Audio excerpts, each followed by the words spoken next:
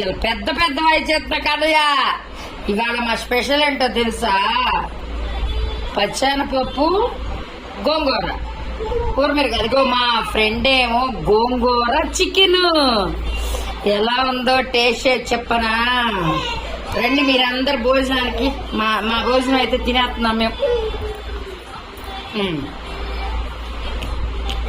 కొంచెం ఉప్పు పట్టించండి, కొంచెం ఉప్పు.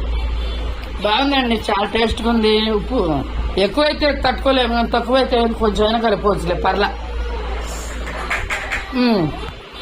బాగుంది. నా గోంగూర కూడా టేస్ట్ చేయాలి కదా. ఒక లైక్ కొట్టండి ఫ్రెండ్. గోంగూర వేడి వేడిగా వర్షం పడుతుంది, చాలా చాలాగా ఉంది. వేడి వేడి అన్నం చాలా టేస్ట్గా ఉంది కూరలో.